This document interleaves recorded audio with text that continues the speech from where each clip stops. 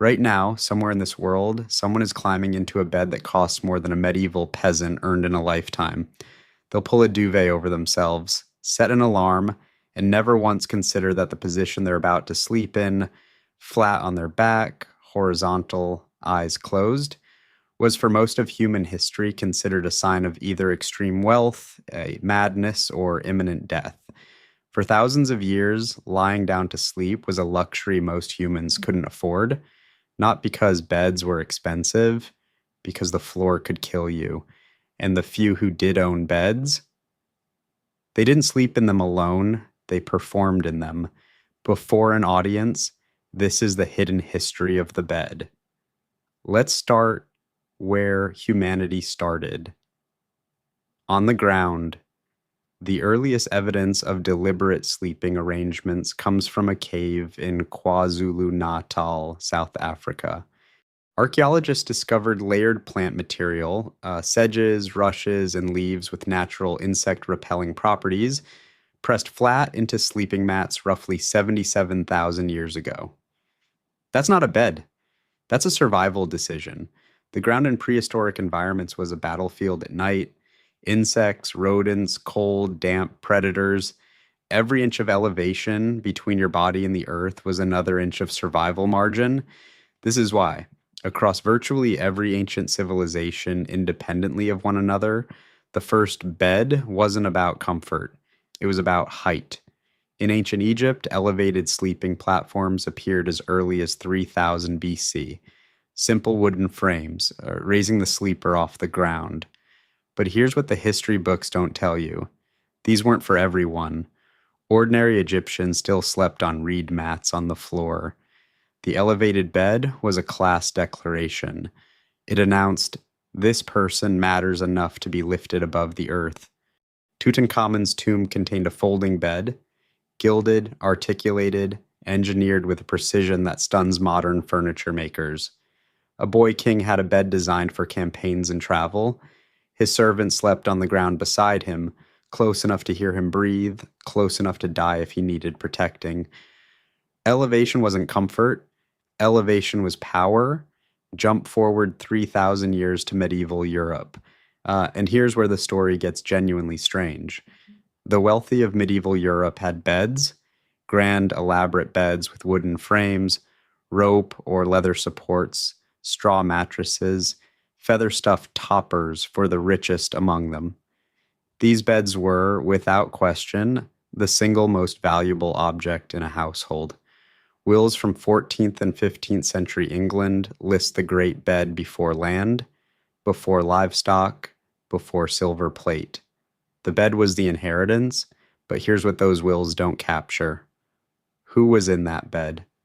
Because in medieval Europe, the bed was not a private space, it was a communal one. Servants slept in the same room as their masters. Guests shared beds with strangers at inns. Children, parents, grandparents, all in the same sleeping space, often the same sleeping surface. The concept of sleeping alone was not aspirational, it was terrifying. Darkness meant danger, the fire needed tending, silence was suspicious, bodies generated heat, and heat was survival in the pre-central heating world. And yet even within this communal sleeping culture, the bed maintained its hierarchy. The Lord slept in the bed. The family slept near it. The servant slept at its foot or on the floor beside it. The dog slept at the door. Everyone had a position, and that position told you exactly where you stood. To be invited into a nobleman's bedchamber wasn't intimacy. It was access. It was privilege. It was politics. Nowhere was this more extreme than the French royal court at Versailles in the 17th century. King Louis XIV turned the act of sleeping into a public spectacle. Every morning, a ceremony called the lever, the rising, took place. Dozens of nobles would enter the king's bedchamber in a strict, ranked sequence. The most privileged were allowed to hand the king his shirt. The next tier, his breeches. Others could only watch. Being present at the lever was not an inconvenience. It was the most coveted access in the most powerful court in Europe. Every evening, the reverse. The coucher. The king going to bed, again, before an audience. The right to witness the king horizontal, vulnerable, human. That was political currency.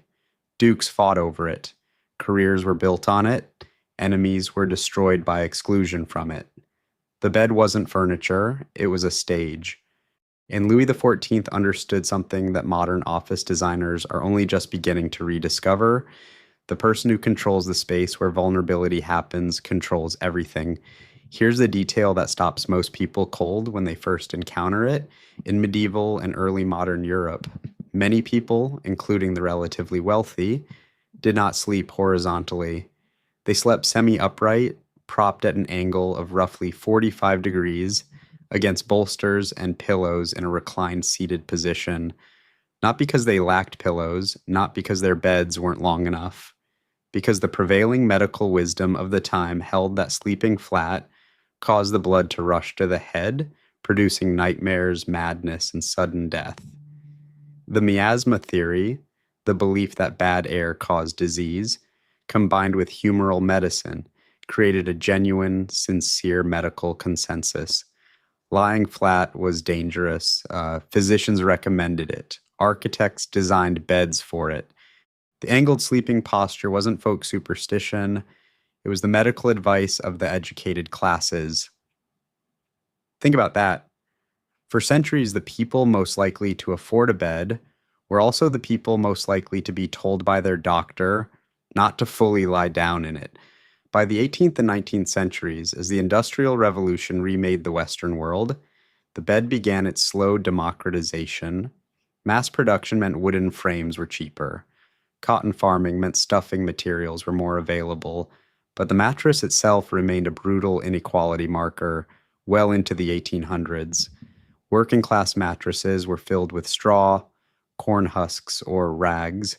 They were flat by morning, infested by the end of the month. Middle class mattresses used horsehair, which held shape longer but required regular turning. Wealthy households used wool, cotton batting, and in the most extravagant cases, down. Then, in 1865, a British manufacturer patented the first coil spring mattress. For the first time, a sleeping surface could push back, could support the body, could be standardized and mass-produced. By the early 20th century, the bed had become available to virtually everyone in the industrialized world. And something shifted. When the bed became ordinary, sleep became a product. Companies began selling not just the mattress, but the idea of perfect rest. Sleep science emerged, mattress brands multiplied, and a new kind of inequality appeared. Not whether you had a bed, but what kind. Memory foam, pocket springs, hybrid construction, cooling gel.